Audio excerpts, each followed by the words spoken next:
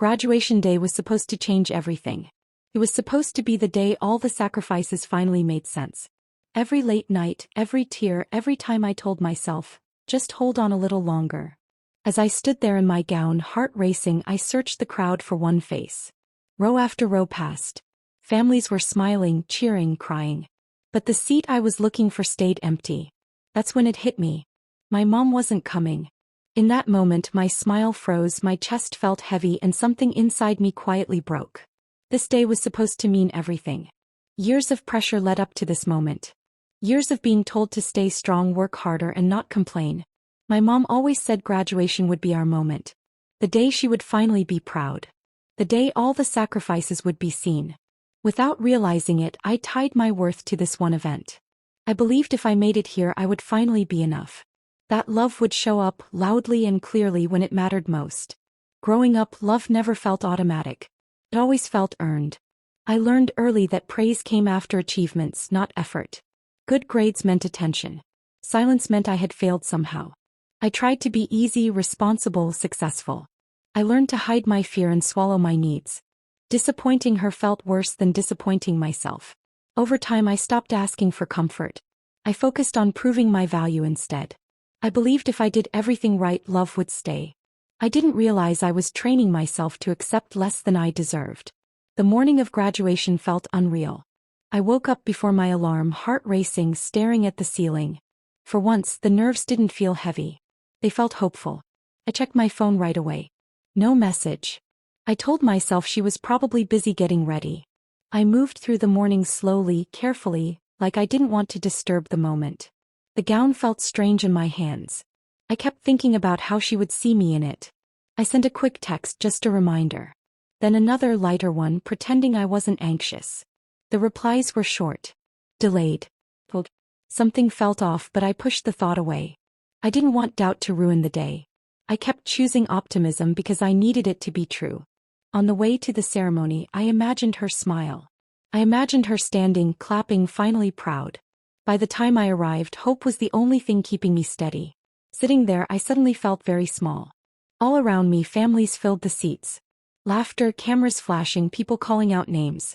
Parents leaned forward, ready to cheer. Some were already crying, holding flowers and signs. The room was loud with love. I tried to stay focused, but my eyes kept drifting to the same spot. The seat saved for my mom. It stayed empty. At first, I told myself she was late. Traffic happens. Things happen. I checked again. And again. Names were being called. People were standing, hugging, celebrating. Every clap felt heavier than the last. I forced my face to stay calm. I didn't want anyone to notice. I didn't want pity. But inside, my chest tightened. Being surrounded by so much love made the absence feel louder. That empty seat felt like a message I didn't want to read yet. By the time my name was getting closer, I knew. I felt it deep in my chest, heavy and unavoidable. I checked my phone one last time. No missed calls. No message saying she was on her way. I stepped aside and tried calling her. It rang until it stopped. I tried again. Straight to silence. That was the moment hope finally gave up. Not loudly. Not dramatically. It just faded. I looked back at the crowd once more, even though I knew better. The seat was still empty. Nothing had changed. People around me were standing, cheering, wiping tears. I stood still, frozen between pride and pain. I realized I wasn't just alone. I had been left. On the one day I needed her to choose me. My hands were shaking, but I kept them still. My face stayed calm, but my heart felt exposed. In that moment, I understood something painful. Some people don't abandon you by leaving. They abandon you by never showing up at all. After the ceremony ended, everything moved too fast. People rushed toward their families, laughing and crying at the same time. Names were being called again, this time by loved ones. I stood there holding my diploma, unsure where to go. Everyone seemed to belong somewhere. I didn't. A few classmates smiled and congratulated me. They asked the question I had been dreading. "Where's your mom?" I smiled back and gave short answers. "She couldn't make it." I said it like it didn't matter. Inside, it felt like something was tearing. Every hug I saw felt personal. Every celebration felt distant. I walked away before the tears could fall. I didn't want to explain. I didn't want sympathy. I found a quiet corner and finally let myself breathe. That's when it hit me. Abandonment doesn't always come with yelling or slammed doors. Sometimes it comes quietly, wrapped in excuses, and leaves you standing alone on the day you needed love the most. After deciding to step back, I realized that simply distancing myself wasn't enough. I needed a clean break. Not just emotionally but in every small way that tied me to her influence. I started by removing her from my daily life. I deleted messages I had saved from years ago, the ones I kept as reminders of hope. I erased her contact information, blocked numbers, and muted social media accounts. Every digital trace felt like a chain, a subtle reminder that I was still waiting for her to show up. Next came the memories I carried physically. Old gifts, photographs, and notes I had treasured were either packed away or thrown out. It wasn't about anger or revenge. It was about making space for myself, creating a life that existed without her shadows. Every object I let go of felt like a step toward freedom, a declaration that I would no longer be defined by her choices. I also started changing routines that reminded me of her. The routes I took, the holidays I spent, even the way I celebrated personal victories, all became mine to own. I learned to enjoy small things without feeling the emptiness that used to follow her absence. At first it was lonely.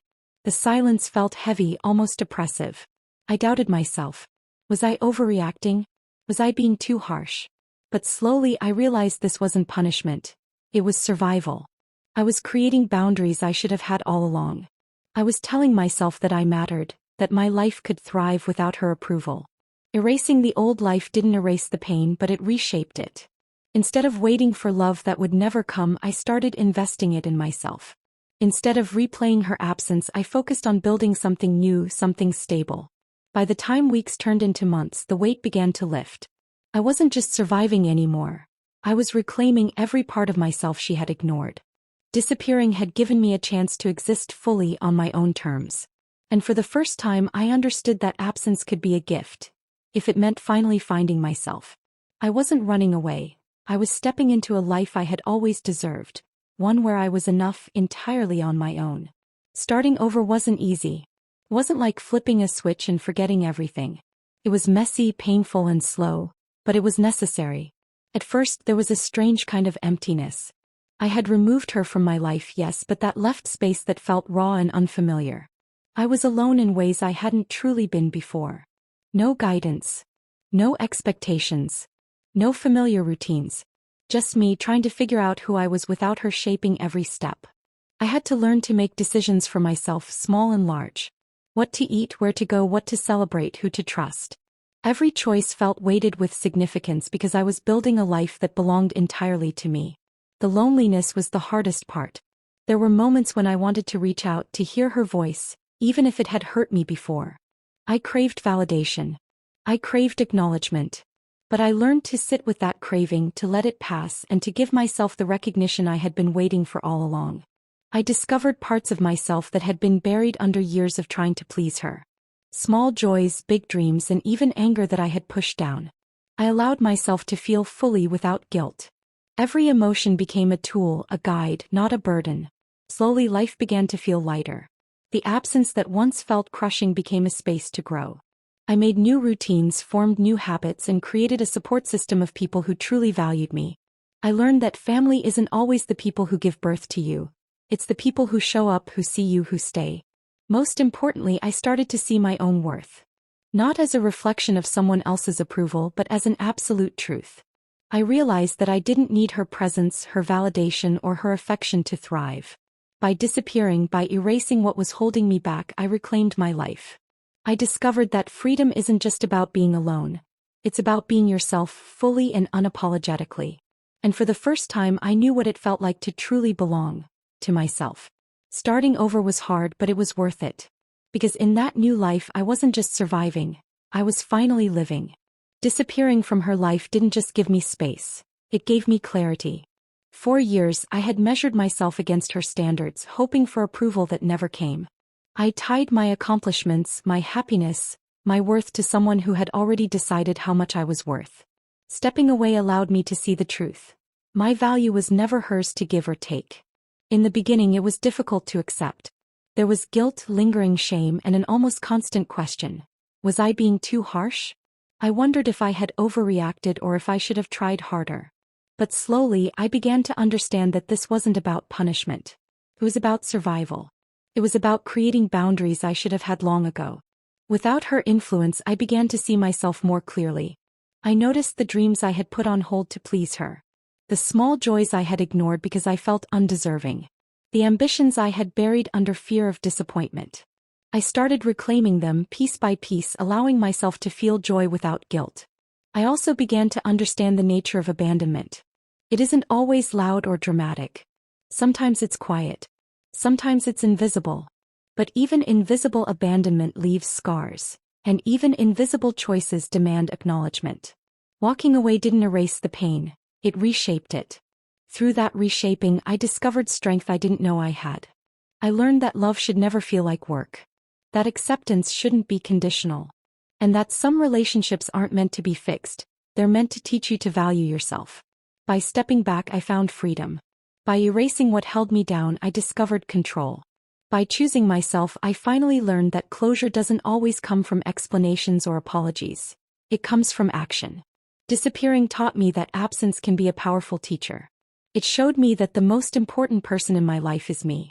And for the first time, I realized that surviving is not enough. I can thrive, I can grow, and I can finally live fully on my own terms. If she ever watches this, I don't want anger or revenge to come across. I want honesty. Plain and simple. I want her to know what it felt like to be left alone on the one day I needed her the most. To know how it felt to sit in an empty seat while the world celebrated around me. To understand that absence isn't just a missed event, it's a message. But I also want her to know that I survived. That I grew. That I no longer need her approval to define my worth. This isn't about shaming her. It's about acknowledging what happened without pretending it didn't hurt. It's about recognizing that some people lose access to our lives by choice. I've learned that closure doesn't always come from conversations or apologies. Sometimes it comes from walking away, from setting boundaries, and from choosing yourself. So if she sees this, know this: I am okay. I am strong. I am whole. And the life I live now is mine entirely, free from the pain of someone who chose not to show up when it mattered most. I still graduated. I still walked across that stage, held my diploma, and felt the weight of years of hard work in my hands. It was my moment, even if the person I had always hoped would be there wasn't. I still moved forward. I took steps that day I never imagined I could take alone. Every achievement, every smile, every small victory after that moment became proof that I didn't need anyone else to validate me. I did it without her. I learned that sometimes the people we expect to show up will not, and that's not a reflection of our worth. It's a reflection of them, their choices, and their limits. And that realization, as painful as it was, became my strength. Sometimes disappearing is not running away. It's showing up for yourself. It's reclaiming the life that was yours all along. It's deciding that your happiness, your growth, and your worth do not depend on anyone else. I may have walked that stage alone, but I walked into my future whole. Stronger. Freer. Finally, fully alive.